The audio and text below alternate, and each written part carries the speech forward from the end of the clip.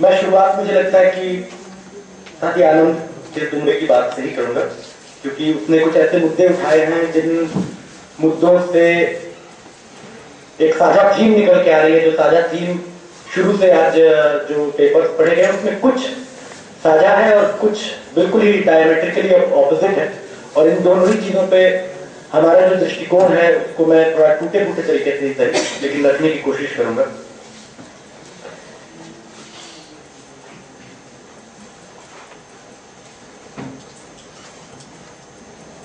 जैसे एक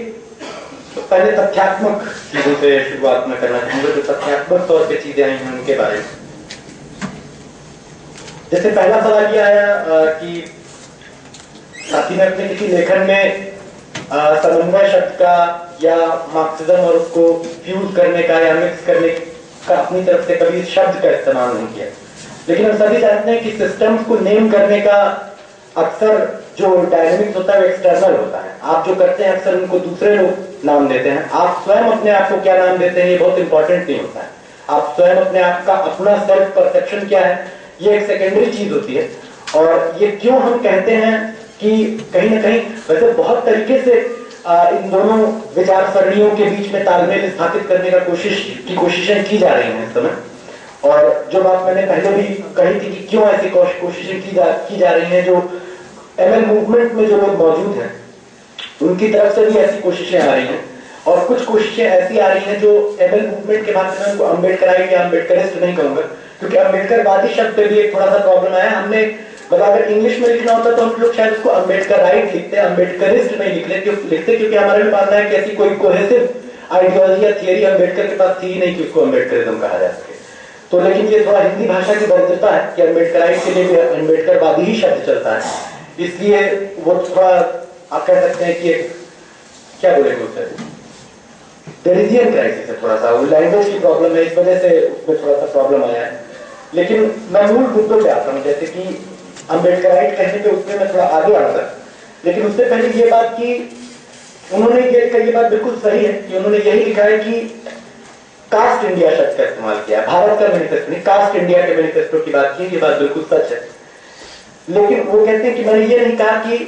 communist manifesto से जो कंपैरिजन है वो इस रूप में नहीं है कि कम्युनिस्ट मैनिफेस्टो सही था गलत था और अंबेडकर का मैनिफेस्टो सही था गलत था। उस मैनिफेस्टो का सही होना कोई जरूरी नहीं है कि जो अगर मैं एलियनेशन ऑफ कास्ट को कास्ट इंडिया का मैनिफेस्टो कह रहा हूं तो इसमें ये इंप्लिसिट नहीं कि वो सही ही है। लेकिन जब आप कंपैरिजन कम्युनिस्ट मैनिफेस्टो से करेंगे तो ये रूपकीकरण बड़ा घातक है, क्योंकि इस हर मेटाफर्स में कुछ इंप्लिसिट अजम्पशंस होते हैं, और इस मेटाफर में ये अजम्पशन इंप्लिसिट है। और चूंकि आप साथ में बोलते हैं कि एलियनेशन ऑफ कास्ट के पास कोई कास्ट प्रॉब्लम का सोल्यूशन उस तरीके से नहीं है और वो थियोरेटिकली बहुत वीक है, तो ऑटोमेटिकली इससे को आप चाहें या ना चाहें, जो आपका पाठक है वो इससे यही मतलब निकालेगा। और इस किस्म के मेटाफराइजेशन का ये आलोचना मुझे लगता है बिल्कुल जस्टिफाइड है। अगर ये कहा जाता है कि आलोचना न सिर्फ लंगड़ी है, ये लूली, अंधी और बहरी भी है, ये कुछ भी नहीं देख रही है, ये इसके थियोरेटिकल बस इसके मैनिफेस्टो को एक जेनरिक टर्म के तौर पर लिया गया है कि एक मैनिफेस्टो जो वर्किंग क्लास का मैनिफेस्टो, कम्युनिस्ट मैनिफेस्टो था जो अपने क्लास के लिबरेशन के बारे में बात रख रहा था, तो ये तो एकदम बहुत ही जेनरिक तरीके से यूज करना हो गया। ऐसा कोई आइडियोलॉजिकल, इस स्टेटमेंट के कोई आइडियोलॉजिकल कैरेक्टर नहीं है, ये अब आइडियोलॉजी है, लेकिन ऑस्टेंसिबली ऐसा है नहीं। इस स्टेटमेंट की आइडियोलॉजी है, और वो एग्जैक्टली इसी बात में ही वो विचारधारा नहीं है कि आप एक ऐसा रूपक प्रस्तुत कर रहे हैं जिस रूपक से आप बाद में कुछ भी क्लैरिफिकेशन दें, लेकिन इस रूपक से मतलब यही निकलेगा कि आप कम्युनिस्ट मैनिफेस्टो के एप्लीकेशन जो कि आप उठा सकते हैं, इसमें कोई दिक्कत नहीं है उसके, और उस पर फिर अलग से लिखेंगे, लेकिन ये शैडो बॉक्सिंग है मार्क्सिज्म के साथ और कम्युनिज्म के साथ। आप जब इस तरह का रूपक रखेंगे तो, और उसके बाद अलग से आप ये स्पेसिफाई करेंगे कि एलियनेशन ऑफ कास्ट को आप एक सही थियोरेटिकल ट्रीटाइज दलित क्वेश्चन पर नहीं मानते हैं, या कास्ट क्वेश्चन के एलियनेशन का एक सही नजरिया नहीं मानते हैं, तो उसमें ये ऑटोमेटिकली मतलब उसका एक पूरक के तौर पे ये नतीजा स्वयं ही निकल के आ जाएगा कि कम्युनिस्ट मैनिफेस्टो से आपने कंपेयर किया तो उसको भी आप ऐसा ही मानते हैं, और जिस थियोरेटिकल सिस्टम को आप डिपेंड कर रहे हैं उस थियोरेटिकल सिस्टम से तो और भी यही नतीजा निकलेगा, जो डेवियन इंस्ट्रूमेंटलिज्म है, जिसका आप एक मार्क्सवादी हस्तगतीकरण करने का प्रयास कर रहे हैं। ये प्रयास साथी के और लेखन भी में भी हो सकता है मैं बिल्कुल गलत समझाऊं कहीं ना कहीं, और मैं एकदम इस चीज पे ओपन एंडेड हूं, मैं जानना समझना चाहता हूं इस चीज को, और क्लियर तरीके से, लेकिन मुझे ऐसा ध्वनित हुआ कि अक्सर अंबेडकर की और उनके जो थियोरेटिकल,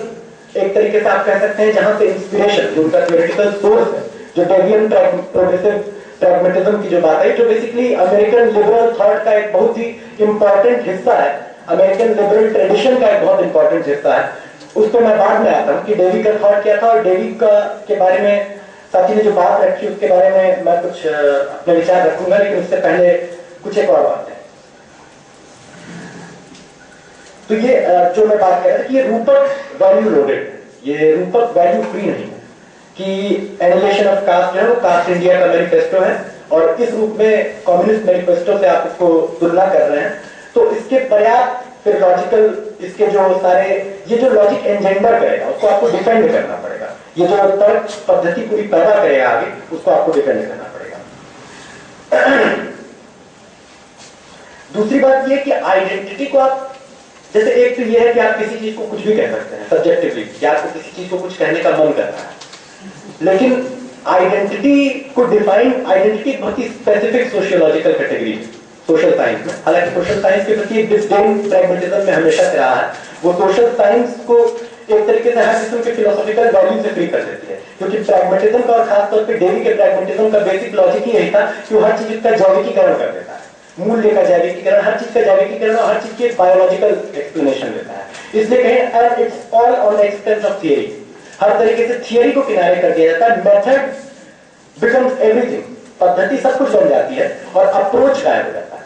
जबकि पहला सवाल अप्रोच का होना चाहिए और बिना अप्रोच के मेथड एक ऐसी सर्वव्यापी, यत्र तत्र सर्वत्र सर्वशक्तिमान चीज बन जाती है जो कि सही होती है साइंटिफिक एक्सपेरिमेंटेशन के जरिए। जी, वो मेथड अपने आप को ठीक करेक्ट करता है, जैसा कि लेबोरेटरी में होता है। हालांकि बाद में न्यू कांटियन साइंस का क्रिटिक करते हुए कई नॉन मार्क्सिस्ट साइंटिस्ट ने लिखा कि लेबोरेटरी में भी जब आप जाते हैं तो आपको ए प्रायरी डायलेक्टिकल होना पड़ेगा। अगर आप प्रयोगशाला में जाने से पहले ए प्रायरी डायलेक्टिकल नहीं होंगे तो या तो आप डिटरमिनिज्म के गड्ढे में गिरेंगे या एग्नोस्टिसिज्म के गड्ढे में गिरेंगे। तो किसी भी एक पर्टिकुलर मोमेंट पे, किसी भी एक विशिष्ट क्षण पे विज्ञान सभी चीजों का जवाब नहीं दे सकता है, और सभी चीजों का जिस क्षण पे वो जवाब दे देगा उस दिन से विज्ञान मृत होगा। विज्ञान के जीवित रहने के लिए जरूरी है कि उसके सामने कुछ अनडिटरमिन्ड, अनडिटर्मिनेबल नहीं,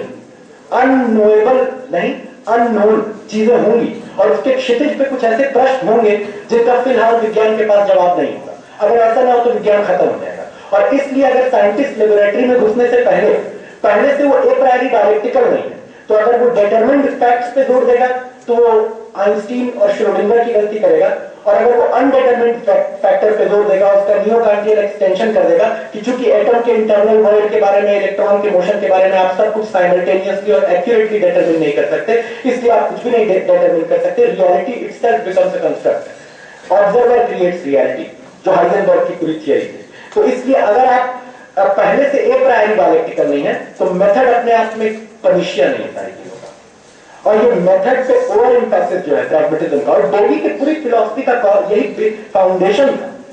वो एक आप कह सकते हैं मतलब लीगल सेंस में क्रिमिनल नहीं, लेकिन सोशियोलॉजिकल सेंस में क्रिमिनल नेग्लेक्ट ऑफ थियरी, और इस वजह से वो एक वर्गेतो चीज बना देते हैं हर एक चीज। उस पर मैं आगे आता हूं। और इसलिए आइडेंटिटी के सवाल से वापस लौटते हुए कि ये बोलते कि अम्बेडकरिज्म मार्क्सिज्म की एक आइडेंटिटी है, मार्क्सिज्म की डेफिनेटली पॉलिटिकली एक आइडेंटिटी। और हम लोग यहाँ खड़े होकर अगर बात करेंगे कि हम क्या है, तो और पूछा जाएगा कि आपकी राजनीतिक पहचान क्या है, कौन कहेंगे हम मार्क्सवादी, लेनिनवादी, माओवादी हैं। लेकिन जिस सेंस में हमने वहां अस्मितावादी राजनीति का इस्तेमाल किया है, उसको कंटेक्स्ट से कहा कि ये टेक्सचुअल क्रिटिसिज्म है, एक टेक्स्ट में से पाठीय आलोचना है, पाठ आधारित आलोचना है कि पेपर में जिक्र किया गया अस्मिता और उसको एक्सप्लेन किया गया कि यहाँ अस्मितावादी राजनीति से हमारा मतलब क्या है। अस्मितावादी राजनीति से अस्मिता को सोशियोलॉजिकली जिस तरीके से डिफाइन किया गया है, जो और वर्ग इस मामले में क्लासिकली अस्मिता, मतलब टेक्निकली स्पीकिंग वर्ग अस्मिता में नहीं आता है। उस तरीके से अस्मिता को जिस तरीके से सोशियोलॉजिकली और पॉलिटिकली डिफाइन किया गया है, वो एक अलग चीज के तौर पे वो गिवन होती है, एथनिकली गिवन या लिंग्विस्टिकली गिवन। वर्ग लगातार प्रोडक्शन की प्रोसेस में वो बनता है,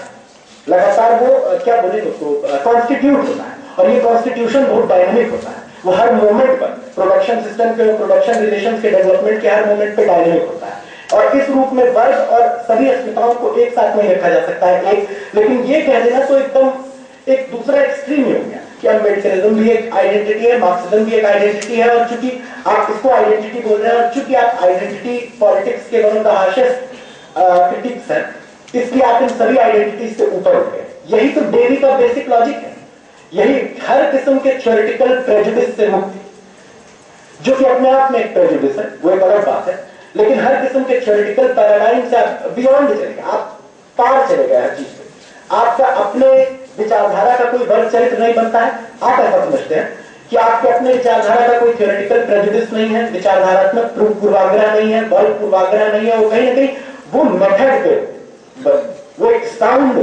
एक बहुत ही पावरफुल मेथड पे, जो कि साइंटिफिक एक्सपेरिमेंटेशन का मेथड है, सेल्फ करेक्शन का मेथड है, जो कि साइंस सेल्फ करेक्टिव होता है ऑटोनोमसली, इसलिए वो लगातार अपने आप को करेक्ट करता चलता है। तो ये आपकी पूरी विचारधारा एक वर्गेतर विचारधारा बन जाती है। आप कॉन्शियसली क्या क्लेम करते हैं इससे कोई फर्क नहीं पड़ता है। आपकी विचारधारा का लॉजिकल कल्मिनेशन ऑब्जेक्टिवली क्या होता है, हाँ ये जरूर कहा जा सकता है कि ये इस ऑब्जेक्टिव कल्मिनेशन के बारे में हमारा सब्जेक्टिव रिप्रेजेंटेशन है, लेकिन हर कोई अपना सब्जेक्टिव रिप्रेजेंटेशन नहीं रख सकता है, इसलिए उसमें बहस की जा सकती है। और एक हाउस होता है तो उस बहस में डेमोक्रेटाइजेशन होता है, व्यूज चर्न आउट होते हैं और निकलते हैं, और एक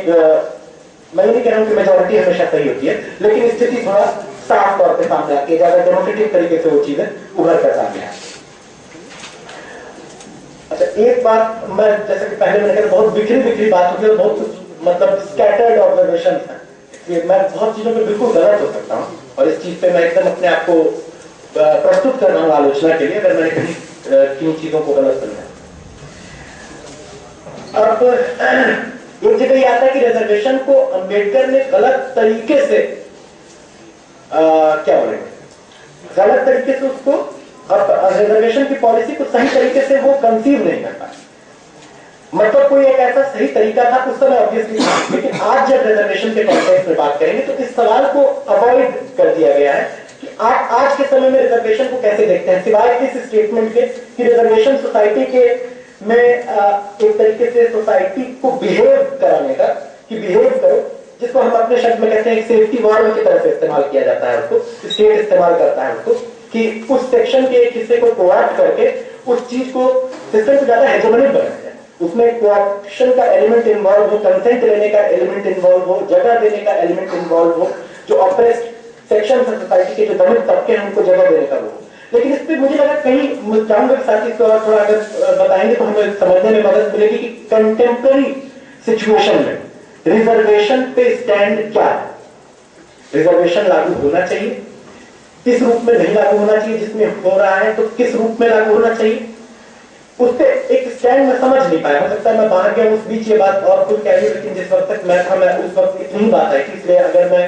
छूट गया तो मैं माफी चाहूंगा सदन से, लेकिन जितना मेरे सामने आई मुझे लगा कि इस क्वेश्चन को सर्कमवेंट कर दिया गया कि इस कंटेम्पररी जो क्वेश्चन है रिजर्वेशन पे, उस पर स्टैंड क्या है, जिसके बारे में बताया गया कि कोई एक बहुत ही इंट्रिकेट मैथमेटिकल मेथड के जरिए कोई फॉर्मूला निकाला गया है रिजर्वेशन का, तो हम जानना चाहेंगे, मतलब कि जटिल ही होगा क्योंकि इंट्रिकेट है, लेकिन फिर हम पूरी कोशिश करेंगे उसको समझने की कि वो क्या फॉर्मूला और किस कंडीशन में उसको आज जस्टिफाई किया जा सकता है, और किस तरीके से वर्किंग क्लास और दलित के स्ट्रगल के लिए वो बेहतर है और उसको आगे ले जाने के लिए काम करता है। अब जैसा कि साथी तुमने बताया कि अम्बेडकर ने कहा था कि I owe my entire intellectual life to John Dewey, इसमें एकदम ईमानदार थे अम्बेडकर, इसमें कोई शक नहीं, उनकी पूरी थियरी इस पे बेस्ड है। लेकिन उसके साथ जब आप ये कहते हैं कि डेवी की जो थियरी है वो जो है अपोज नहीं है मार्क्सिज्म से, और उसको जिस तरीके से परसीव किया गया है वो सिर्फ साइंटिफिक एक्सपेरिमेंटेशन और सेल्फ करेक्टिव जो मेथड होता है साइंस का उस पर जोर डालती है, तो इसको हम कहेंगे कि जैसा कि डेवी ने किया और आप भी उसको फॉलो करते ही वैसा कर रहे हैं, पद्धति का एक वेलोराइजेशन, उसका परकीयकरण करके उसको सेलिब्रेट करना, रीइफाई करके सेलिब्रेट करना, ये पद्धति देखिए कितनी सही है, और पद्धतियों से सीखने में कोई बुराई नहीं है। निश्चित तौर पर साथी डाक्टरों ने भी बात रखी कि अलग अलग पद्धतियों से ज्ञान ग्रहण करने की प्रक्रिया और पद्धतियां जो अलग अलग मौजूद है उससे मार्क्सिज्म सीखता है, मार्क्सिज्म ने सीखा है, और दूसरे का पूरा पोस्ट स्ट्रक्चरलिस्ट मार्क्सिज्म के पीछे एक ऐसी इंस्पिरेशन मौजूद थी जो मार्क्सिज्म में ग्राउंडेड नहीं थी। और अल्थुसर ने काफी कंट्रीब्यूट किया मार्क्सिज्म एज अ मेथड, और हम लोग का तो ये भी मानना है कि मतलब उसके बाद से कोई ऐसा बड़ा contribution in terms of method Marxism कोई बड़ा कंट्रीब्यूशन,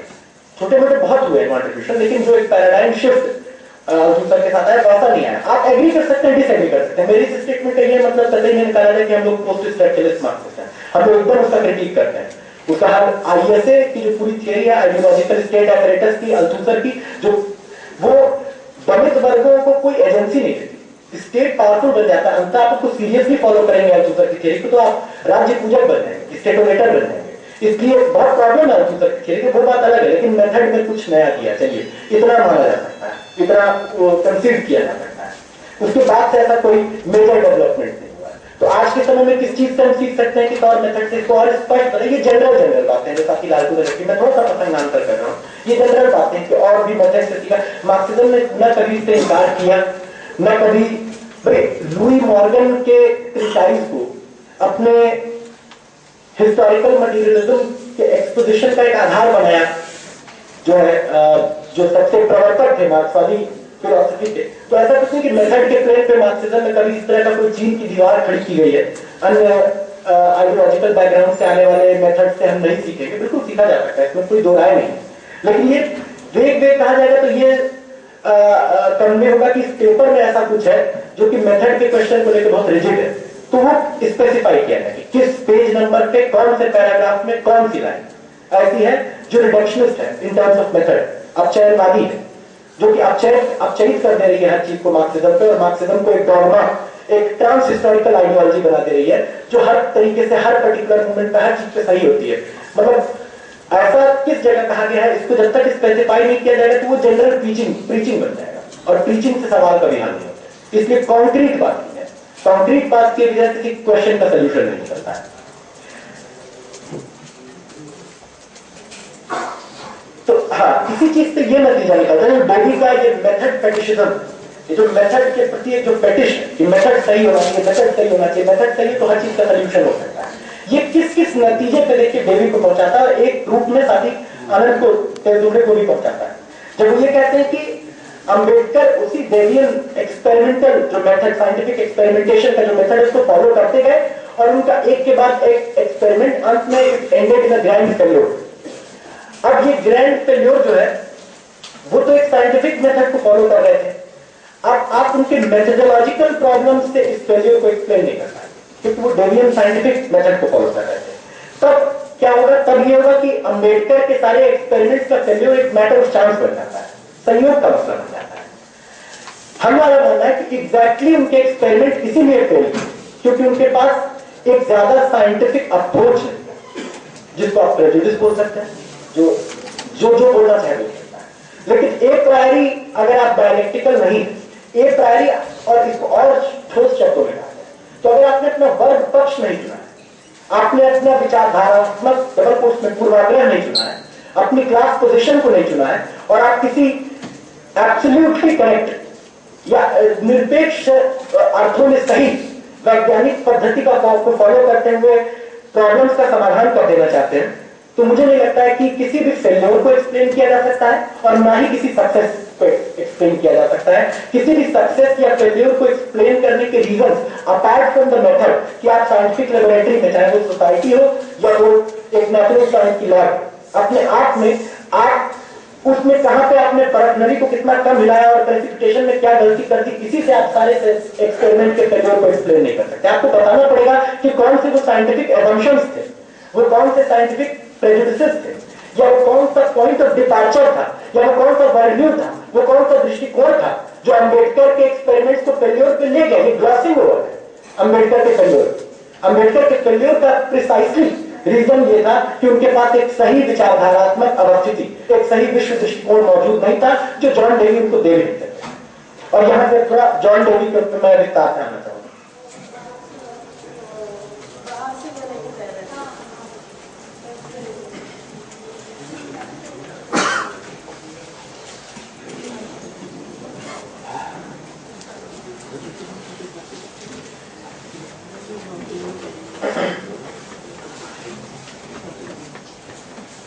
हाँ, एक बात मैं तथ्यात्मक और वो कर दूं, जैसे ऐसा एक पेपर में कहीं नहीं लिखा है कि मार्क्स ने सब कुछ बोल दिया है। ये चार्ज एकदम गलत है। मुझे लगता है पेपर पढ़ के तब ये बात की जानी चाहिए, क्योंकि इतने स्वीपिंग जनरलाइजेशंस, वैसे तो आप प्रेजुडिस के अगेंस्ट हैं, लेकिन आप खुद एक प्रेजुडिस से डिपार्ट कर रहे हैं कि सारे मार्क्सिस्ट ऐसा मानते हैं कि मार्क्स ने सब कुछ बोल दिया है। ऐसा पेपर में कहां लिखा है, एक जगह दिखाइए, या किस जगह से ऐसा नतीजा निकलता है। हम ये भी नहीं कहते कि टेक्सचुअली ये कहां निकलता है नतीजा। हमने मार्क्स के अर्ली वैदिक पीरियड या कास्ट के कंसेप्शन के बारे में जो उनकी अंडरस्टैंडिंग थी, उसका जो करेक्टिव रखा कोसाम्बी ने, उससे सहमति जताई है। हमने इस बात से सहमति जताई है कि मार्क्स ने कास्ट, उनका इशू, हाँ लोग कहते हैं कि मार्क्सिस्ट थियरी में कास्ट शब्द कहीं इस्तेमाल, कास्ट के ऊपर उस तरीके से, हालांकि ये तो फैक्चुअली गलत है कि मार्क्स ने कास्ट के बारे में कहीं नहीं लिखा है। कई जगह रेफरेंसेस आपको मिल जाएंगे, इवन जर्मन आइडियोलॉजी में इसके रेफरेंसेस हैं। आप इस चीज पे बहस कर सकते हैं कि वो गलत हो सकते हैं। Marks Asiatic mode of production के बारे में गलत थे, और हम लोग मानते हैं कि वो गलत है उसके बारे में, और हम लोग बहुत पहले से मानते हैं। और जब तक अभी 1870s, लेट 1870s में वेरा ज़ासोविच को लिखे पत्र मार्क्स नहीं लिखे, अभी सामने नहीं आते। थियोडोर शहीन ने उसमें बहुत अच्छा काम किया है, late Marx and the Russian road, और उसमें उन्होंने दिखाया कि मार्क्स अपने जीवन के अंत की ओर अपने इस कंसेप्शन को काफी हद तक बदल चुके थे। रशियन विलेज कम्युनिटी मीर के सेंस में और कास्ट के सेंस में भी, ब्रिटिश कॉलोनियलिज्म की प्रोग्रेसिव और रिग्रेसिव भूमिका के बारे में भी मार्क्स अपने व्यूज को काफी बदल चुके थे। और हम लोग भी इस तरह का कोई डॉगमा मार्क्स के बारे में पाल के नहीं बैठे हैं कि क्योंकि हम लोग ऐसा नहीं मानते कि मार्क्सिज्म क्या है। मार्क्स ने जो जो कहा वो मार्क्सिज्म, ये मार्क्सिज्म की एग्रीगेटिव अंडरस्टैंडिंग है कि मार्क्सिज्म के सारे स्टेटमेंट, मार्क्स के सारे स्टेटमेंट्स को, एंगल्स के सारे स्टेटमेंट्स को और लेनिन के सारे स्टेटमेंट्स को निकाल के रख दिया जाए और उसके कुल योग को मार्क्सवाद लेनिनवाद बता दिया जाए। ये तो मार्क्सवाद लेनिनवाद है ही। मार्क्सवाद लेनिनवाद, जैसा कि साथी ने खुद कहा, वो तो खुद भी एक मेथड के तौर पर देखते हैं, लेकिन अफसोस कि वो उसको एक अप्रोच के तौर पर नहीं देखते हैं, क्योंकि मार्क्सिज्म लेनिनिज्म एक अप्रोच भी है, एक वर्ल्ड व्यू भी है। आप उसके मेथड के पहलू पे जोर दे रहे हैं, उसके फिलॉसफी के पहलू पे, और ये मैं आगे मैं स्पष्ट करना चाहूंगा कि डेवियन फिलॉसफी से किस तरीके से निकल के आता है। एक शुरुआती सोशलिस्ट कमेंटेटर थे जिन्होंने डेवी का क्रिटिसिज्म रखा था, सिडनी हुक, अगर मुझे सही नाम याद आ रहा है, मैं ठीक से नाम, हुक तो था, सिडनी था या नहीं था मुझे ठीक से याद नहीं है, शायद सिडनी हुक नाम था। उन्होंने, ऐसा लगता है एनाक्रोनिस्टिकली ये बात साथी आनंद तेलतुंबड़े के बारे में कही, एनाक्रोनिस्टिकली, क्योंकि उस समय साथी नहीं थे, तो लेकिन लगता है कि एकदम कालांतर,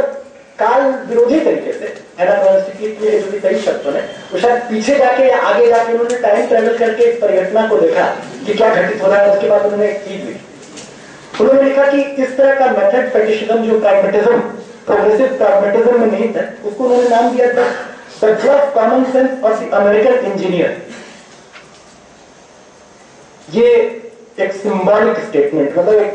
जो पूरे प्रैग्मेटिस्ट विचारधारा पे जबरदस्त कमेंट है। और दूसरा कहा कि common sense of American teachers and folklore of American liberalism and प्रोग्रेसिविज्म,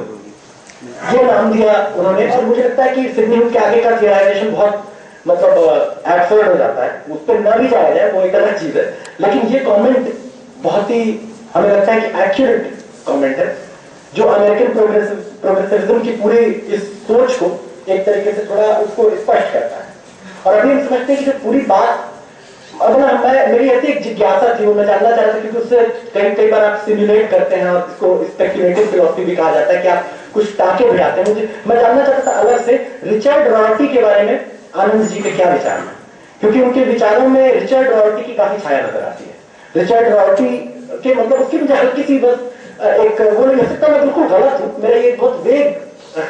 मतलब इंप्रेशन है, हो सकता है मैं बिल्कुल गलत हूं, लेकिन जो वो कहते हैं उसको देखिए, और वो डेवी को ही फॉलो करते हैं इस मामले में, जॉन डेवी को ही फॉलो करते हैं। जैसे जॉन डेवी का पूरा जो प्रैग्मेटिक पॉलिटिक्स है इस वक्त, उसको जो फॉलो करते हैं अमेरिका में, उनका बेसिक नारा जो है, और जो रिचर्ड रॉयल्टी जिनका एक तरीके से मैनिफेस्टो राइटर है,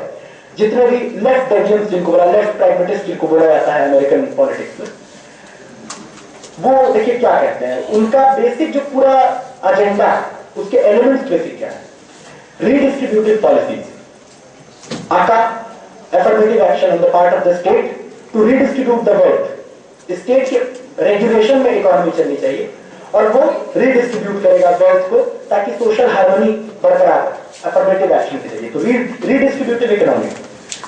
दूसरा एंटी कॉम्युनिज्म, उसका एक बहुत बेसिक पार्ट है जिसमें वो सीधे सीधे सोवियत यूनियन में जो कुछ हुआ, हालांकि रॉयल्टी उसके लिए ज्यादातर एग्जाम्पल्स लेट 50s से देना शुरू करते हैं और अर्ली 50s से, कुछ एग्जाम्पल ऑब्वियसली स्टालिन पीरियड के भी देते हैं, लेकिन ज्यादातर उनके एग्जाम्पल बहुत कैलकुलेटेड है, उसका अलग से बात की जा सकती है कि उन्होंने क्या, लेकिन वो यहाँ का इशू नहीं है बेसिक। तीसरा एक प्रैग्मेटिज्म खास किस्म का, जिसका बेसिक प्रेजुडिस ये है कि हर किस्म के सामाजिक सिद्धांत के प्रति एक संदेह का दृष्टिकोण, कि सामाजिक सिद्धांत अपने साथ जो है मेथड के टर्म्स में अनसाइंटिफिक चीजें लाता है, प्रेजुडिसेस लाता है, इरैशनल कंस्ट्रक्शंस, अतार्किक निर्मितियां ले आता है, और वो इस पूरे साइंटिफिक मेथड को जो है वो प्रदूषित कर देती है। जो साइंटिफिक मेथड डेवी का है उसको प्रदूषित कर देती है, इसलिए कोई थियोरेटिकल प्रेजुडिस नहीं होना चाहिए, कोई सैद्धांतिक पूर्वाग्रह नहीं होना चाहिए, और हर सोशल थियोरी, हालांकि ये खुद भी एक सोशल थियोरी है, लेकिन वो बाकी सोशल थियोरी इसके बारे में ऐसा बोलती है कि हर सोशल थियोरी एक प्रेजुडिस लाती है। और यहाँ पर रूबिन का मुझे नॉवेल का एक कैरेक्टर याद आता है, पुगासो, जो कि निहिलिस्ट है, और वो एक कुलीन पार्टी में मिलता है रूबिन से, और वो बोलता है, रूबिन से पूछता है आप क्या मानते हैं, तो बोलता है मैं कुछ नहीं मानता हूं, मैं निहिलिस्ट हूं, मैं कुछ नहीं मानता। तो रूबिन बोलता है आप यही तो मानते हैं कि आप कुछ नहीं मानते। तो ये जो क्लेम है ना कि सोशल थियरी से वर्गेतर, सिद्धांतेतर, पूर्वाग्रहेतर, पूर्वधारणेतर, हर किस्म के प्री कंसीव्ड नोशन से ऊपर कोई एक प्योर डेमियोर्जिकल साइंटिफिक मेथड है, जो कि अपने सेल्फ करेक्शनल मैकेनिज्म के जरिए सब कुछ ठीक कर देता है। ये जो विचारधारा के प्रति एक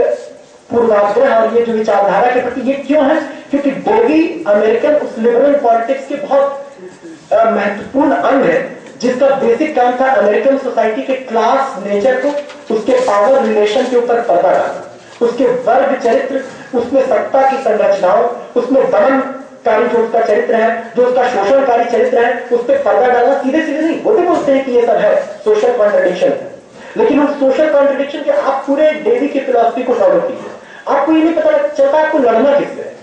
जैसे आपका दुश्मन कौन है, दिक्कतें ये हैं, ये हैं, ये हैं, लेकिन आपका दुश्मन कौन है और उससे लड़ेगा कौन, तो न तो वो वर्किंग क्लास की भूमिका को समझते हैं इसमें,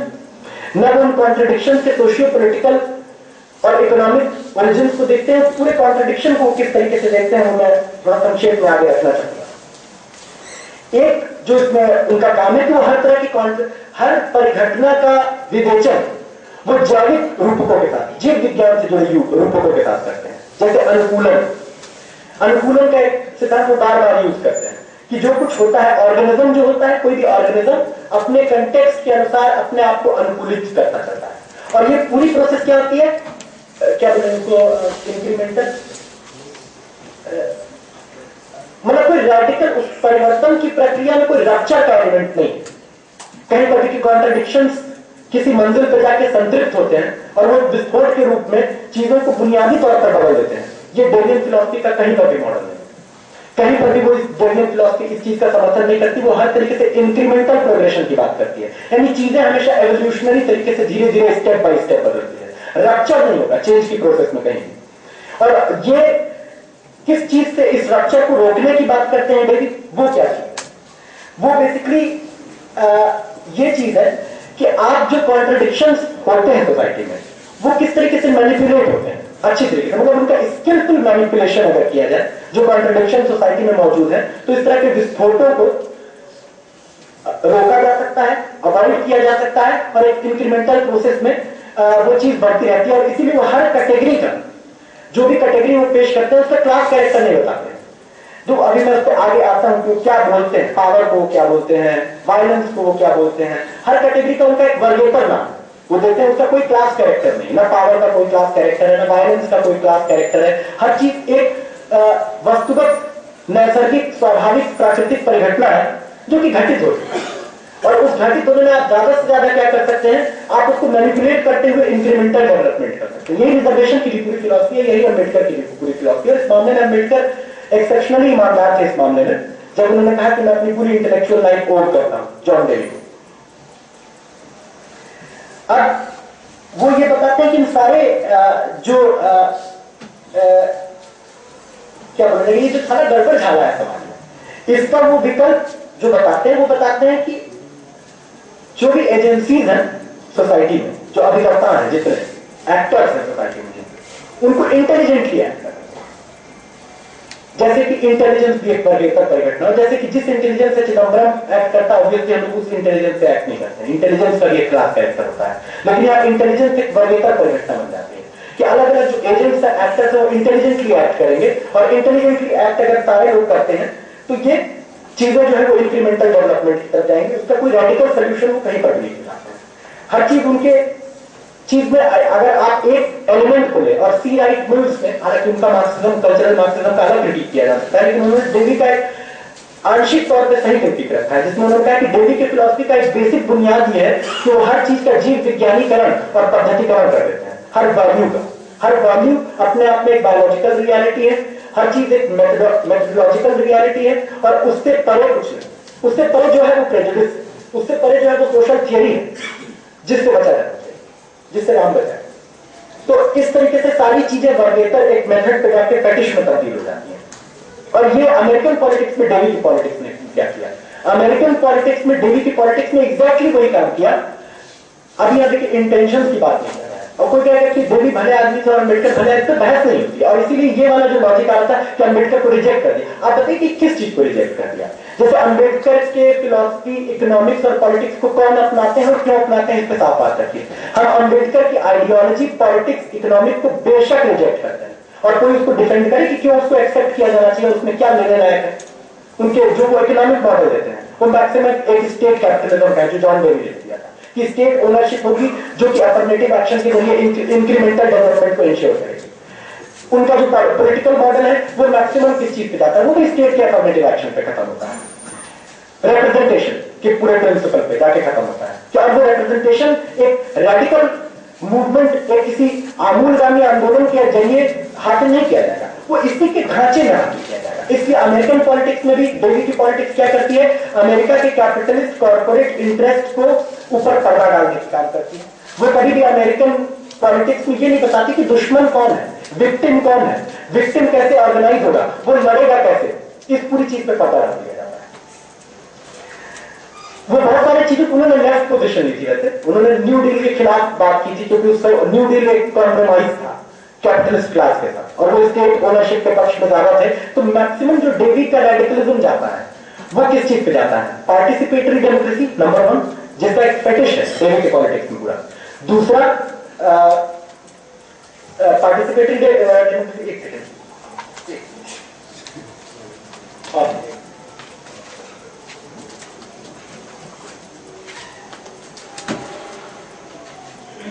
पार्टिसिपेटरी डेमोक्रेसी और इंक्रीमेंटल डेवलपमेंट और वेलफेयर स्टेट, इससे आगे डेवी का मॉडल कहीं नहीं जाता है। अगर जाता है तो बताया जाए, और कैसे आप उसको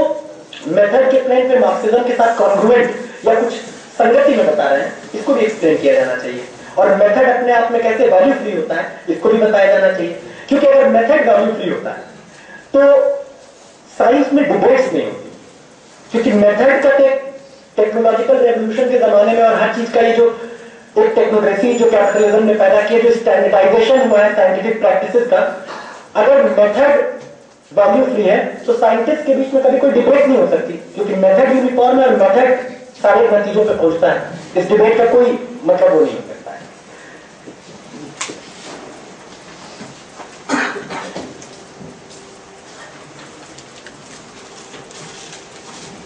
इस चीज को डेवी लिखते भी है कि हार्ड साइंस की मेथोडोलॉजी को फॉलो किया जाए, जो सोशल थियरी की मेथोडोलॉजी है उसको नहीं फॉलो किया जा रहा, कि हार्ड साइंस की मेथोडोलॉजी को फॉलो किया जा रहा, जो जिसको लेबोरेटरी मेथड भी बोलते हैं कुछ जगहों पर, कि लेबोरेटरी मेथड और हार्ड साइंस की मेथड को फॉलो किया, यही समस्या सारे प्रॉब्लम का। अब बेसिकली इनका पूरा काम जो बन जाता है कि ये समस्याएं हैं क्यों समाज में, तो डेवी इसका जवाब देते हैं कि फेल्योर टू यूज इंटेलिजेंस, कि लोग इंटेलिजेंस का इस्तेमाल नहीं कर पाए सही तरीके से सही मौके पर। मैं यानी सही मेथड नहीं फॉलो हुआ, बेसिकली जो एजेंट्स है सोसाइटी में उन्होंने सही मेथड फॉलो नहीं किया, और ये है प्रॉब्लम्स का बेसिक रीजन कि क्यों है ये प्रॉब्लम। उस प्रॉब्लम में कोई क्लास कैरेक्टर नहीं है, उसमें ऑपरेशन नहीं है, एक्सप्लॉइटेशन नहीं है, अपार्ट फ्रॉम रेटरिक्स। ऑब्वियसली वो बात करते हैं कि यहाँ पर बहुत बुरी हालत में इनका एक्सप्लॉइटेशन हो रहा है, लेकिन वो एक्सप्लॉइटेशन एक पॉलिटिकल, उस एक्सप्लॉइटेशन का जिक्र पॉलिटिकल तौर पे नहीं होता है। पॉलिटिकल तौर पे मेरा मतलब है वो तरीका जो सत्ता का प्रश्न खड़ा करे, जो राज्य सत्ता का प्रश्न खड़ा करे कि राज्य सत्ता का कैरेक्टर क्या है, जो लोग लूटे कुचले जा रहे हैं उनका कैरेक्टर क्या है, और उनके बीच के कॉन्ट्रडिक्शन का क्लास कैरेक्टर क्या है, इस सवाल पे डेली कहीं नहीं जाते। इसलिए उनके पूरे थियरी में एक प्रोडक्ट सोल्यूशन देने का तरीका है कि हर चीज प्रॉब्लम आई, ब्लैक्स के साथ प्रॉब्लम है या वर्कर्स के साथ प्रॉब्लम है, तो उसको एक प्रोडक्ट सोल्यूशन देते हैं, जिसको राइट न्यूज में बोला है प्रोडक्ट सोल्यूशन, कि हर चीज का वो एक तरीका बताते हैं कि such and such type of intelligent use of method, इस तरीके का पद्धति का सही इस्तेमाल समस्याओं को हल कर सकता है, जो कि अल्टीमेटली ट्रांसलेट किस चीज में होता है, राज्य की किसी नीति में, कि राज्य की फला नीति अगर इस तरीके से बने, अगर वेलफेयर स्टेट खड़ा हो जाए, अगर रिसोर्सेज का ओनरशिप स्टेट का हो जाए, अगर इस तरीके से स्टेट अफर्मेटिव एक्शन ले, अगर इस तरीके से रिप्रेजेंटेशन को इंश्योर करे, अगर इस तरीके से स्टेट ये करे, तो प्रॉब्लम रिजॉल्व हो जाती है। तो एक प्रोडक्ट सोल्यूशन देते हैं कि फला किस्म का आइडियोलॉजिकल पॉलिटिकल प्रोडक्ट इस प्रॉब्लम का सोल्यूशन है, जो कि हमें लगता है कि एक तरीके से किसी भी तरीके के रेडिकल रेवोल्यूशनरी प्रोग्राम से बच निकलने का एक तरीका, और इसीलिए बिल्कुल सही कहा गया है प्रैग्मेटिज्म को। हालांकि ट्रॉट्स्की ने कहा था, लेकिन इससे कोई फर्क नहीं पड़ता है। ट्रॉट्स्की ने कहा था कि अमेरिकन लिबरलिज्म का बुनियादी एलिमेंट जो है प्रैग्मेटिज्म, जो अमेरिकन वे ऑफ लाइफ में इस तरीके से विचारधारात्मक तरीके से राज्य सत्ता ने और दार्शनिकों ने भीतर बैठा दिया है, घुसा दिया है, कि वो एकदम साइके का पार्ट बन गया है। और इसलिए अमेरिकन जब भी प्रैग्मेटिज्म की बात होती है तो अक्सर अमेरिकन प्रैग्मेटिज्म की बात होती है। वो इस मामले में अमेरिका ट्रेल ब्लेजर प्रैग्मेटिज्म के मामले में, इसमें कोई शक की गुंजाइश नहीं है।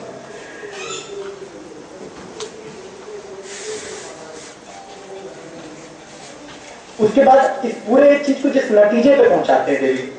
कि बेसिकली उनके उसमें यह है कि जो कॉन्फ्लिक्ट होता है वो इस पूरे जो रियलिटी है, ये जो वास्तविकता है, ये विरोध जो इसमें पैदा होता है, ये उसकी तार्किक परिणति, ये व्यवस्था, ये नेचर हो या सोसाइटी या कोई भी ऑब्जेक्ट जिसकी हम स्टडी कर रहे हैं, उसमें कॉन्फ्लिक्ट तो पैदा हो गए, और ह्यूमन नेचर होता है उस कॉन्फ्लिक्ट को क्या बोलेंगे, तीखा होने से रोकना, बचाना, क्रॉस ओवर करना, उसको ठीक से मैं एक्सप्लेन नहीं कर पा रहा हूं। मतलब बेसिकली उनका ये कॉन्फ्लिक्ट जो होता है ये ऑब्जेक्टिवली पैदा होता है, और ह्यूमन बीइंग्स उन कॉन्फ्लिक्ट्स को, उन कॉन्फ्लिक्ट्स की कल्मिनेशन पे ले जाकर रिजॉल्व नहीं करते हैं, बल्कि उनको दबा के और सप्रेस करके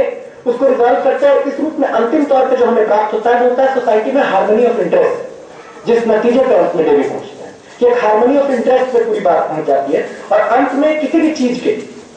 क्लास कैरेक्टर को रिकॉग्नाइज करने से एक इनकार कर दिया जाता है। पावर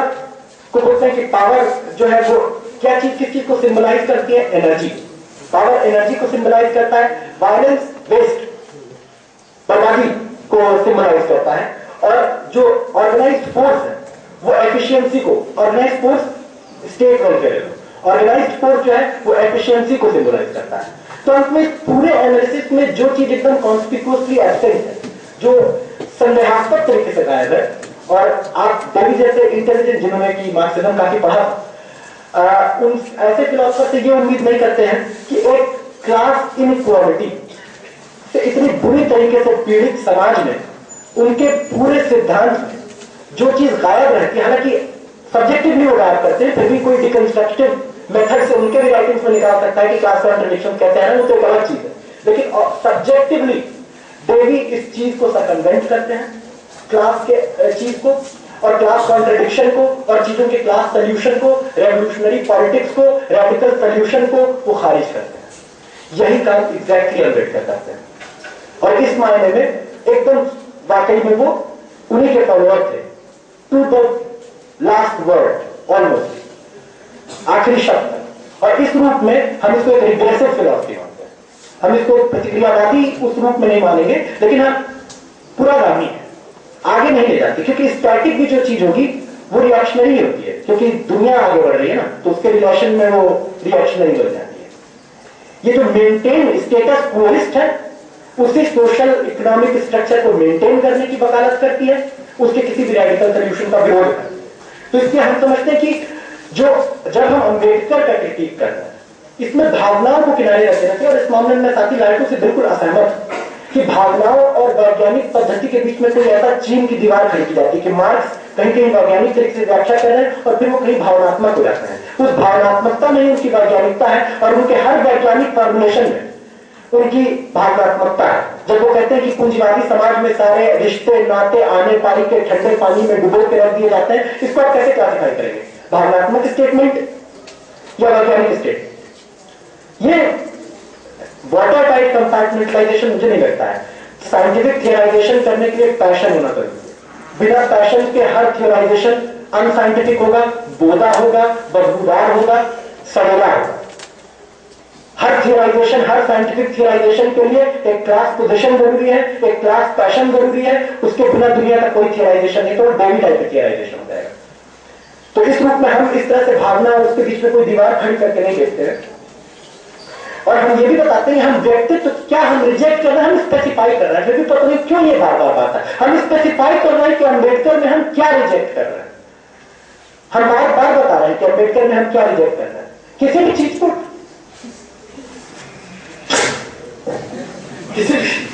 किसी भी चीज को जो है रिजेक्ट करने का मार्क्सिस्ट तरीका कभी ये होता ही नहीं कि होल सोल रिजेक्ट कर दिया जाए। किसी भी चीज को रिजेक्ट करने का यही तरीका होता है कि हम उसका डायलेक्टिकल इवैल्यूएशन करते हैं और उसके डायलेक्टिकल इवैल्यूएशन के आधार पर हम तय करते हैं कि इससे क्या ले सकते हैं और क्या उड़ा सकते हैं। सार सार का वही है, छोटा दे उड़ाए। तो इसलिए अम्बेडकर में क्या सारभूत चीजें हैं उनको हम भी लेते हैं और हम समझते हैं कि दलित आइडेंटिटी को स्टैब्लिश करने में और इस क्वेश्चन को कहीं ना कहीं एक दूसरे पर्सपेक्टिव से, मैं नहीं कहूंगा कि इस क्वेश्चन को वही केंद्र में ले आए, उनके पहले से चल रहे थे। एंटी कास्ट ऑपरेशन मूवमेंट चल रहे थे और कम्युनिस्ट भी चला रहे थे। वो जब अवतरित हुए भारतीय राजनीति के उसमें, उससे पहले भी कुछ प्रयोग हुए थे जो कि, और ऐसे भी लोगों ने किए जो कम्युनिस्ट नहीं थे। इस तरह के लोगों ने भी इस तरह की बातें की। इसलिए उनको जो ड्यू है, जो क्रेडिट ड्यू है वो हम देते हैं। लेकिन अगर कोई कहे कि इस अम्ब्रेला के नीचे उनका सब कुछ ले ली, ये भी तो मूर्खतापूर्ण बात हो जाएगी। कैसे लेना सब कुछ? तार तार करके क्यों नहीं बात की जाती? जनरल टर्म्स में क्यों बात की जाती है? क्या अम्बेडकर को ऐसे रिजेक्ट कर रहे? दुखी होने की कोई बात नहीं है। हम ऐसे एक तो रिजेक्ट नहीं करते, ठीक से पढ़िए पेपर। हमने बहुत स्पेसिफाई किया है कि हम क्या रिजेक्ट करते हैं, क्या एक्सेप्ट करते हैं। और जहां पर आप साइंटिफिक क्रिटिसिज्म करेंगे वहां पे आप कि वैसे तो हर जगह आप एक राइडर दे दीजिए कि वैसे तो अम्बेडकर बहुत मानते हैं लेकिन उनका ही, वैसे तो अम्बेडकर ने बहुत योगदान किया उनका ही। ये तरीका नहीं होता मार्क्सिस्ट क्रिटिसिज्म का। प्रूधो का जब क्रिटिसिज्म किया मार्क्स ने पॉवर्टी और फिलॉसफी में, तो प्रूधो तो एक सोशलिस्ट थे। वो वेज इक्वालिटी की बात कर रहे थे, वो मार्क्स वेज सिस्टम को खत्म करने की बात कर रहे थे। उन्होंने उनका क्रिटिक किया, लेकिन शब्दावली देखिए। बुद्धा ने कम्युनिस्ट पार्टी के मेंबर थे, एम्पीरियल क्रिटिसिज्म में पूरे मार्क्सिस्ट का जिस तरीके से क्रिटिक किया लेनिन ने, उसकी शब्दावली देखिए। जब कम्युनिस्ट आपस में ऐसे बहस करते हैं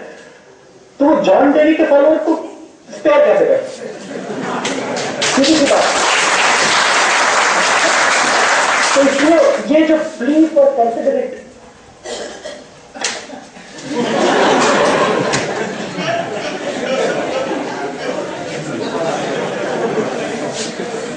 ये जो plea for considerate acceptance of Ambedkar है, इसको हम लोग एकदम रिजेक्ट करते हैं, ऑलमोस्ट नॉन डायरेक्टली। इस तरह की किसी भी प्ली किसी साइंटिफिक अंडरस्टैंडिंग पे और अम्बेडकर के भी किसी साइंटिफिक एवेल्युएशन पे नहीं ले जाते किसी भी आधार, न तो मार्क्सिस्ट पर्सपेक्टिव से, न किसी भी the so called trans ideological methodological perspective से। अम्बेडकर की ये कौन सी मेथोडोलॉजी है? अगर मेथड की ऐसी प्योरिटी की बात की जा रही है, कौन सा मेथड है? ये तो वो बात है कि जब हमें मन करेगा तो हम साइंटिफिक मेथड का इस्तेमाल करेंगे और जब हमें मन करेगा तो हम उसे छोड़ देंगे। तो ये उस तरीके से हमें नहीं लगता कि इस चीज को समझा जा सकता है। अब कुछ बातें मतलब मैं जो सुबह पेपर पेश किए गए हैं उसके बारे में मैं बाद में अलग से बात रखूंगा, क्योंकि अभी मैं बहुत ज्यादा वक्त नहीं लेना चाहता हूँ और साथी को जाना भी मैं चाहूंगा कि उनका भी दोबारा एक क्लैरिफिकेशन स्टैंड या हम लोग का क्रिटिसिज्म हम लोग समझना चाहते हैं चीजों को। हम लोग एकदम ओपन एंडेड, आप थोड़ा यकीन कीजिए, हम लोग किसी भी तरीके से उस कम्युनिस्ट ट्रेडिशन को नहीं फॉलो करते हैं जो कि मार्क्सिज्म कुछ चीजें, मार्क्सिज्म एक वर्डी और मेथड है जो कि किसी भी परिघटना को, किसी भी प्रश्न को, किसी भी वैल्यू जजमेंट को सवालों के दायरे से परे मानती है। हम सीखने को तैयार हैं, हम अपना क्रिटिसिज्म सुनने को तैयार हैं, हम जो गलतियां हैं उन्हें सुधारने को तैयार हैं। प्लीज प्लीज प्रेजुडिस से नहीं डिपार्ट। आप हमारे पेपर को फिर से देखिए, हमारी भाषा क्या है, आपने चूंकि उस पर जजमेंट दे दिया कि यंग टीम ने शायद लिखा है और मार्क्सिस्ट उससे लिखा है और ये उसकी दिक्कतें हैं, हर चीज में मार्क्स का जैसे सोल्यूशन है मार्क्सिज्म में। साइंस के पास हर चीज का सोल्यूशन होता है। ये तो इस चीज पे डिपेंड करता है कि आप मार्क्सिज्म को देखते कैसे हैं। आपके स्टेटमेंट से खुद पता लगता है कि आप मार्क्सिज्म को एक डॉगमा के तौर से देखते हैं। मार्क्सिज्म को अगर आप एक साइंटिफिक मेथड और साइंटिफिक वर्ल्ड व्यू, क्योंकि एक जगह आपने बोला है कि मार्क्सिज्म को मैं एक ऐसे मेथड के तौर पे देखता हूं अपने स्टेटमेंट की शुरुआत में, जो कंटेम्प्रेरी रियलिटीज को एक्सप्लेन करने का एक टूल है जो आ सकता। जब आप उस टूल के तौर पे अपने आप को देखते हैं तो फिर आप ये बहुत ही अनसाइंटिफिक स्टेटमेंट है कि मार्क्सिज्म हर चीज का सोल्यूशन नहीं देता। ये ऐसी बात है कि नेचुरल साइंस हर चीज का सोल्यूशन है। ऑब्वियसली कंटेम्प्रेरी सिचुएशन में अगर देखा जाए समकालीन स्थिति में बहुत सारे ऐसे सवाल हैं जिनका फिलहाल मार्क्सिज्म के पास जवाब नहीं है, जिनको बहस चल रही है। एलजीबीटी का सवाल है, आइडेंटिटीज जो इस तरीके की सेक्सुअल ऑल्टरनेटिव आइडेंटिटीज पैदा है, उस पे आरसीपी यूएसए ने पहले कुछ और पोजीशन ली थी, अभी कुछ और पोजीशन ली। तो मार्क्सिस्ट मूवमेंट इतना मरा हुआ नहीं है कि उसके भीतर कोई इंटरनल डिबेट नहीं है। कम्युनिस्ट मूवमेंट के भीतर हर एक कंटेम्प्रेरी क्वेश्चन पे आप उसका क्रिटिक रखिए, लेकिन आप मार्क्सिस्ट कम्युनिस्ट एनल मूवमेंट को आप ऐसे पेश कर रहे हैं कि ये कुछ बुद्धम शरणम गच्छामि करने वाले लोगों का गिरोह है जो किसी चीज पे बहस नहीं करता है। ये एकदम ए हिस्टोरिकल गलत फैक्चुअल रिप्रेजेंटेशन है, एक प्रेजुडिस से किया गया रिप्रेजेंटेशन है, इसका कोई मतलब नहीं। It's completely meaningless. तो इसलिए इस या तो आपको जानकारी नहीं है कि एमएल मूवमेंट के भीतर किन सवालों को लेकर डिबेट चली, और जानकारी नहीं तो यही कहा जा रहा है कि फिलहाल मेरी इस बारे में जानकारी नहीं। मैं जितना जानता हूं कम्युनिस्ट ऐसे रहे हैं कि वो डॉगमेटिक तरीके से करते रहे, लेकिन इस तरीके से रिजेक्ट कर देना कि कम्युनिस्ट मूवमेंट में डॉगमेटिस्ट भरे हुए हैं, ये भी तो एक रिजेक्शन। आप भी तो ऐसे मत कीजिए रिजेक्ट कम्युनिस्ट मूवमेंट को। कम से कम बताइए तो क्या रिजेक्ट करने लायक हम सीखेंगे उसमें। हम खुद हमने कम्युनिस्ट मूवमेंट के कई हेरिटेज को डायरेक्टिकली हमने इनहेरिट किया, पेपर में भी हमने लिया है कि हम क्या मानते हैं और क्या नहीं मानते, ये हमने लिखा है। अच्छा हाँ, फिर ये बात आती है कि मैं अपने आप को मार्क्सिस्ट इसलिए नहीं बोलता कि मार्क्सिस्ट ने ये किया। ये बोलते हैं कि मैं मार्क्सिज्म को एक मेथड के तौर पे मानता हूं जो साइंटिफिक है, जो आज के चीजों को एक्सप्लेन करता है, और उसके एक टूल के तौर पे मैं देखता हूं। और बहुत सारे सवालों का जवाब अभी फिलहाल उसके पास नहीं है, ये भी बात सच है, तो हम भी मानते हैं। कोई किसी भी साइंस के पास, जैसा कि मैंने पहले भी कहा, सारे सवालों का जवाब कैसे हो सकता है? अगर वो साइंस है, धर्म के पास सारे सवालों का जवाब होता है, क्योंकि वो कभी कोई सही सवाल पूछता ही नहीं। इसलिए सबसे बुनियादी सवाल ये है कि साइंस कभी सारे सवालों का जवाब कैसे दे सकता है? ये उम्मीद ही बहुत अनसाइंटिफिक उम्मीद है कि मार्क्सिज्म सारी, ये शिकायत बहुत गलत शिकायत है। मतलब ये अतर्कसंगत रूठ गए बच्चे की शिकायत कि मार्क्सिज्म हर चीज के जवाब नहीं कैसे दे सकता है। वो एक साइंस है, अगर आप उसको एक साइंटिफिक मेथड मानते हैं तो। उसके बाद वो कहते हैं कि चूंकि मार्क्सिस्ट ने ऐसा ऐसा किया इसलिए मैं अपने आप को मार्क्सवादी नहीं बोलता। ये भी स्टैंड गलत है। जैसे आज दुनिया में अमानवीयता बहुत बढ़ गई, बहुत लोग अमानवीय हो गए, तो आप अपने आप को मानव कहना थोड़ी नहीं बनता। आप कभी अपने आप को मानव कहें, आप अपने आप को मार्क्सिस्ट इस आधार पर नहीं कहते हैं कि मार्क्सिस्ट क्या कर रहे हैं, क्योंकि मार्क्सिस्ट आप अपने आप को इसलिए कहते हैं कि Marxism as a system of thought, as a scientific ideology, वो चीज क्या है, वो क्या कहता है, वो देखने का क्या नजरिया देता है चीजों, तब आप अपने आप को कुछ कहते हैं या नहीं कहते। लेकिन मैं इस चीज को समझ सकता हूं क्योंकि आप वर्गेतर मेथड में यकीन करते हैं, इसलिए इस चीज को समझा जा सकता है। मैं 2-3 मिनट और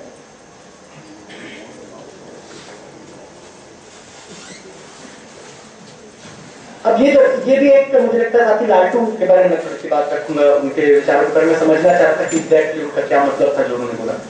कि मार्क्सिज्म में से अगर एनार्किज्म निकाल दिया तो कुछ बचता नहीं है। ऑब्वियसली नहीं बचता। एनार्किस्ट शब्द होता है एनार्किस्ट, जो स्टेट के खिलाफ है। इस रूप में मार्क्सिज्म एक मार्क्स एनार्किस्ट एम जो था, स्टेटलेस सोसाइटी, क्लासलेस सोसाइटी का एम, थियोरेटिकली स्पीकिंग उससे अग्री करते थे और इस रूप में एनार्किस्ट उनमें था।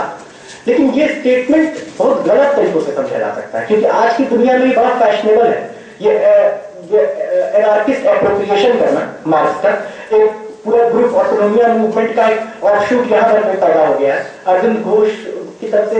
मैंने आर्टिकल पढ़ा अभी रेडिकल नोट्स में, जिसमें वर्कर्स सेल्फ ऑर्गेनाइजेशन की बात हो रही है। वेंगार्ड को खारिज किया जा रहा है कि वेंगार्ड नेसेसरीली सब्स्टिट्यूट कर देता है क्लास को, हिरावल जब भी आता है तो वर्क को अपदस्थ कर देता है। ये एक नेसेसरी आउटकम के तौर पर पेश किया गया है। ऐसा हुआ हो इतिहास में, इससे कुछ फर्क नहीं है। जैसा है कि आप एक दिन केले के क्रिकेट पे गिरे, समझ लीजिए कि आप रोज केले के छिलके पे गिरेंगे, अभी अपना देख के चलेंगे। तो ऐसा हो सकता है कि पहले के सोशलिस्ट एक्सपेरिमेंट में इस तरह के कुछ एलिमेंट्स आए, लेकिन ये बहुत फैशनेबल आजकल की टेंडेंसी है कि अराजकतावादी हस्तगतीकरण किया जाए मार्क्स का। इसलिए हम कहेंगे कि नोट ऑफ कॉशन हम देना चाहते थे कि इस तरह के एब्सोल्यूटिस्ट स्टेटमेंट्स नहीं दिए जाने चाहिए, इससे बहुत गलत है। और भावना और तर्क के बीच की ये जो दीवार है,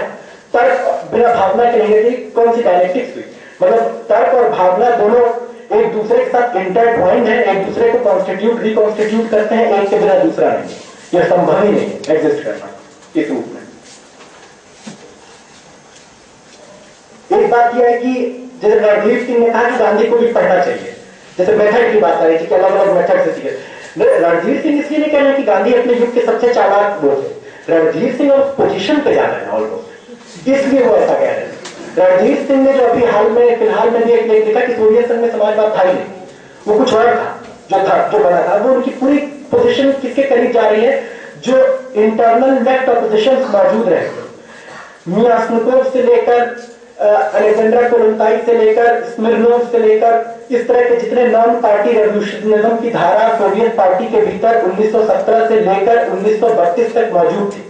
उस सभी धाराओं का एक बहुत दरिद्र किस्म का मिश्रण पेश कर रहे हैं। और वो अब ये बोलते हैं, एक जगह मैंने तो सुना, शायद किसी ने मुझे बताया कि उसके बाद वापस वो ये बात करने लगे कि क्रांति होगी और सोशलिज्म आएगा। एक जगह उन्होंने दिल्ली में आया तो बोल रहे थे, मैंने उनको सुना कि अब सोशलिज्म की उम्मीद करना मार्क्सिस्ट को छोड़ देना चाहिए। उन्होंने एक टर्म दिया सोशलिज्म ओरिएंटेड पॉलिसी। अभी मैंने कहीं पढ़ा नहीं है, ये तो पढ़ा है सोशलिज्म ओरिएंटेड पॉलिसी। अब इस पोजीशन से वो वापस बदल के प्रोलेटारियन रेवोल्यूशन और सोशलिज्म पे आ गया, तो मुझे जानकारी नहीं है, लेकिन एक समय में उनकी ये पोजीशन हो गई थी कि अब आप जो मैक्सिमम कर सकते हैं इसी दायरे के भीतर आप सोशलिज्म ओरिएंटेड पॉलिसीज के लिए स्ट्रगल कर सकते हैं। तो गांधी को पढ़ने के लिए वो इसलिए नहीं करें कि वो आपको मेथड सिखाना चाहते हैं। गांधीयन मेथड में कुछ ऐसा अलग से तो मेरी जानकारी में नहीं है कि क्या है, मैं पढ़ूंगा उसके बारे में, जानता नहीं हूँ। मैं इस बारे में ओपन गांधी को पढ़ा जाना चाहिए और मार्क्सवाद कहता है कि सबको पढ़ो, इसमें कोई दिक्कत नहीं है। ये रणधीर सिंह की शिक्षा की जरूरत नहीं है, ये मार्क्सवादी वैसे भी सब कुछ पढ़ते हैं। और इसीलिए उत्तराधुनिकतावाद के क्रिटिक पेश करने से लेकर और इस तरह की तमाम विजातीय और वर्ग प्रवृत्तियों का क्रिटिक करने में मार्क्सिस्ट ने सबसे पहले कदम उठाए, चाहे वो उत्तराधुनिकतावाद हो, उत्तर संरचनावाद हो, उत्तर नारीवाद हो, उत्तर मार्क्सवाद हो, उत्तर वगैरह बात हो, है ना। उन सबका क्रिटिसिज्म करने का जो मार्क्सिज्म ने काम किया वो किसी एक्सटर्नल मेथोडोलॉजिकल इंस्पिरेशन से नहीं किया, मार्क्सिज्म ने अपने मेथड से किया और पढ़ के किया। इसलिए मार्क्सिज्म एक मेथड भी है, एक वर्ल्ड व्यू भी है। जैसे आप जब बोलते हैं डायलेक्टिकल मटीरियलिस्ट, तो आपका मटीरियलिज्म के पहलू पे जोर है, और आप बोलते हैं कि ये वर्ल्ड व्यू जो है वो, और लेकिन मटीरियलिस्ट डायलेक्टिक्स शब्द भी आपको मार्क्सिस्ट राइटिंग पे मिल जाएगा, जिसमें एक मेथड पे जोर दिया गया। डायलेक्टिक्स उसका मेथड है, मटीरियलिज्म उसका वर्ल्ड व्यू। और इस रूप में मार्क्सिज्म एक मेथड देता है, मैं नहीं कहता ये स्टैटिक मेथड है और एक गीता और कुरान लिख दिया गया कोई ऐसी चीज है जो हमेशा के लिए डॉगमा के तौर पे एस्टैब्लिश कर दी गई। उसको डायलेक्टिकल मटीरियलिज्म डेवलप होता रहा है भाई। 30s और 40s में निगेशन ऑफ निगेशन को लेकर बहस चली पूरी कि निगेशन, इस चीज को लेकर 5 ग्रेट टीचर्स में सहमति नहीं है कि 3 बुनियादी नियम डायलेक्टिक्स के क्या है। 3 बुनियादी नियमों की बात की गई, स्टालिन ने एकदम अलग नियम बताए, माओ ने कहा कि और कोई नहीं होता है। मतलब ये उसका सोर्स बहुत क्रेडिबल सोर्स नहीं होती। आइए जरा कंपेयर किए मार्क्स के इनफॉर्मल बातचीत और उस राइटिंग से होता, लेकिन उसमें मार्क्स ने किसी यूनिवर्सिटी के स्टूडेंट से बातचीत कर माओ ने बातचीत करते हुए कहा कि there are no 3 categories, there is only 1 category, unity of opposite. Negation of negation को और क्वांटिटेटिव डेवलपमेंट से क्वालिटेटिव लीप की बात को नकार दिया। बहुत डिबेट्स है मार्क्सिज्म के भीतर, डायलेक्टिकल मटीरियलिस्ट मेथड और वर्ल्ड व्यू के बारे में बहुत डिबेट है। ये अपनी कमजोरी हो सकती है, और ये सोशियोलॉजी और इकोनॉमिक्स की क्लासेस में जो पढ़ाया जाता है उसकी वजह से पैदा हुआ एक जनरल पब्लिक ओपिनियन है। जनरल पब्लिक ओपिनियन से आगे जाना चाहिए मार्क्सिज्म के बारे में, और ये जनरल पब्लिक ओपिनियन हर चीज के बारे में रहता है। इकोनॉमिक्स में बचपन से पढ़ाया जाता है कि एक समाजवादी अर्थव्यवस्था होती है, एक पूंजीवादी अर्थव्यवस्था की। समाजवादी अर्थव्यवस्था की ये गलती होती है, ये अच्छाई होती है, पूंजीवादी अर्थव्यवस्था की ये गलती और ये अच्छाई होती है। और हमारे देश में मिश्रित अर्थव्यवस्था है, इसमें समाजवादी अर्थव्यवस्था और पूंजीवादी अर्थव्यवस्था की सारी अच्छाइयां हैं और कोई बुराई नहीं है, क्योंकि नेहरू ने से लागू किया। इस प्रस्थान बिंदु से प्रस्थान नहीं किया जाना चाहिए, ये प्रस्थान बिंदु ही गलत है। सोर्सेस तक जाने का कम से कम पोस्ट मॉडर्न कॉल को तो जवाब दिया जाए, सोर्सेस तक जाया जाए। और मार्क्सिज्म में थ्रू आउट जो जबरदस्त डिबेट्स रही हैं, even up to the 60s,